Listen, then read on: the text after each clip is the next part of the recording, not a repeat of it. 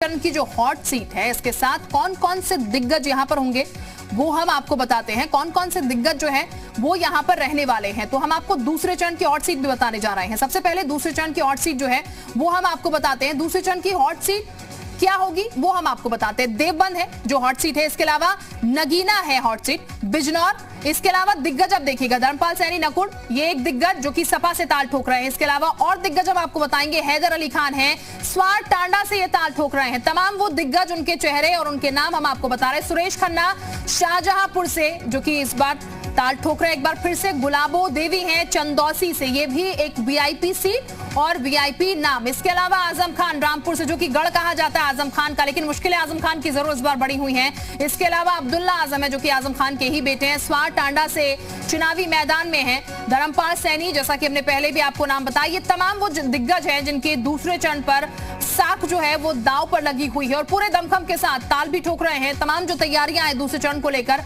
वो जो है लगभग पूरी कर ली गई है। और हमारे साथ विशाल जो है इस वक्त ज्यादा जानकारी के साथ जुड़े हुए हैं। विशाल, सीधे तौर पर कहा जाए तो कई दिग्गज है जिनकी दाव जो है साख जो है वो दाव पर लगी हुई है। दूसरे चरण का चुनाव प्रचार भले ही थम चुका है यहाँ पर, लेकिन अब जाहिर तौर पर जो भी तमाम कोशिशें हो सकती हैं इस वक्त भी, वो कोशिशें भी अभी जारी होंगी।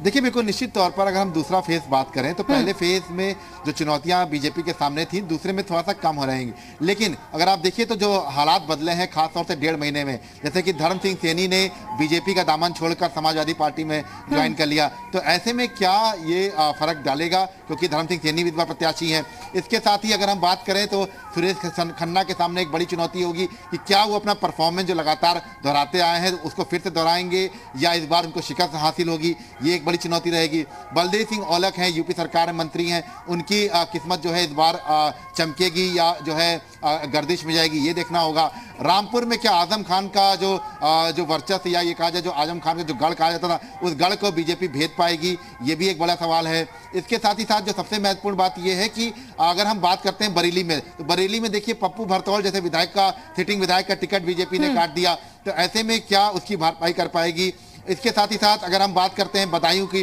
तो बदायूं में एक बड़ा जो समाजवादी पार्टी गढ़ होता था 2019 में, उसको तोड़ा था लोकसभा में जब बदायूं से संघमित्रा मौर्य जो है जीती थी।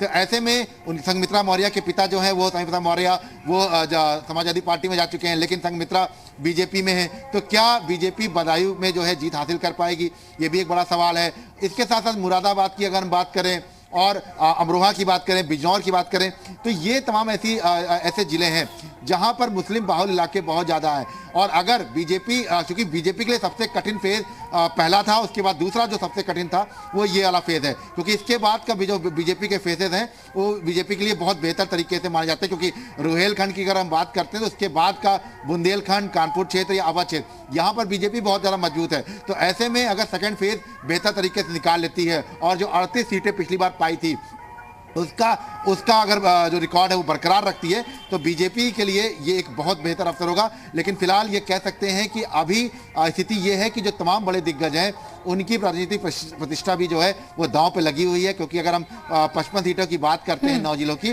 तो 38 सीटें बीजेपी के पास थी, 15 सीटें समाजवादी पार्टी के पास थी, 2 कांग्रेस के पास थी। लेकिन ये बिल्कुल नहीं भूलना चाहिए कि 2017 में कांग्रेस और समाजवादी पार्टी मिलकर चुनाव लड़े थे, और जो इस बार समाजवादी पार्टी के साथ गठबंधन है, चाहे वो सुभाषपा का हो, महान दल का हो या हम अपना दल क्या करें, वो इन क्षेत्रों में प्रभावित नहीं होता है। मतलब साफ है कि अगर आप देखिए तो ये वो इलाका है जहां पर समाजवादी पार्टी को अकेले चुनाव लड़ना है। एक चीज और बहुत खास है, इमरान मसूद जो समाजवादी पार्टी में आ चुके हैं, उनका प्रभाव सहारनपुर में है या नहीं, भले ही चुनाव न लड़े हों, लेकिन उनको समाजवादी पार्टी में रखने का फायदा होता है या नहीं होता है, ये बिल्कुल विशाल, ये जरूर देखने वाली बात होगी यहाँ पर कि इस बार समीकरण किस तरीके से काम करते हैं। क्योंकि सिटिंग एमएलए जो है उनके टिकट जो है वो काटे भी गए हैं, कुछ नई एंट्री भी हुई है, पार्टियां भी प्रत्याशियों ने बदली है, तो इसका पूरा समीकरण का क्या कुछ यहाँ पर नतीजा निकलता है, बहरहाल इंतजार यहां पर जरूर रहेगा। कांचा का सीधे इस वक्त रुक करते हैं।